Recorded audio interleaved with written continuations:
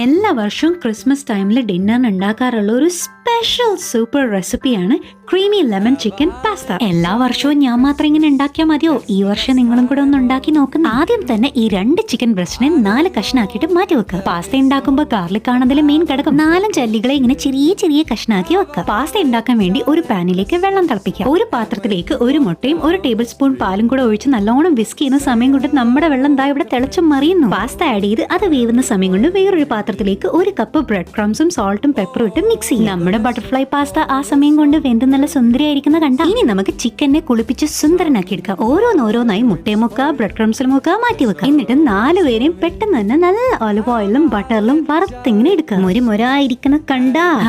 പകുതി പണി കഴിഞ്ഞു. ഇനി നമുക്ക് സോസ് റെഡിയാക്കാം. ആദ്യം ബട്ടർ ആഡ് ചെയ്തിട്ട് ഗാർലിക് ഇടുമ്പോൾ തന്നെ നല്ലൊരു ഫ്ലേവർ വരാൻ തുടങ്ങും. പിന്നെ 1/4 teaspoon onion powder, 2 cup heavy whipping ക്രീമും കുറച്ച് ഉപ്പും കൂടി ഇട്ട് തിളയ്ക്കാൻ. പിന്നെ ഹാഫ് ലെമണും കൂടെ സ്ക്വീസ് ചെയ്തിട്ട് 1/3 കപ്പ് പാർമസാൻ ചീസും കൂടെ ആഡ് ചെയ്യും. അങ്ങനെ സോസ് ഇതാ റെഡിയായി. ഇനി ചിക്കനിലേക്ക് ബാക്കി ഹാഫ് ലെമൺ സ്ക്വീസ് ചെയ്തിട്ട് കട്ട് ചെയ്ത് ചെറിയ ചെറിയ കഷ്ണാക്കി. ഈ പാസ്ത എപ്പോഴും ഉണ്ടാക്കുമ്പോണ്ടല്ലോ ഞാനത് തിളപ്പിക്കാൻ ഉപയോഗിക്കുന്ന കുറച്ച് വെള്ളം ഇങ്ങനെ മാറ്റി വെക്കും. അത് ലാസ്റ്റിൽ ഇങ്ങനെ ആഡ് ചെയ്യുമ്പോൾ നമ്മുടെ പാസ്തയ്ക്ക് നല്ലൊരു ഫ്ലേവർ കിട്ടും. അങ്ങനെ നമ്മുടെ പാസ്ത സോസിൽ മുക്കി എടുക്കുമ്പോൾ ക്രീമി ലെമൺ ചിക്കൻ പാസ്ത ഇവിടെ റെഡി. ഇതിന്റെ ഓരോ ബൈറ്റ് ഇങ്ങനെ എടുക്കുമ്പോൾ വായിൽ ഇങ്ങനെ അലിഞ്ഞു പോവും. അപ്പൊ ഇങ്ങനെ ഉണ്ടാക്കി നോക്കല്ലേ.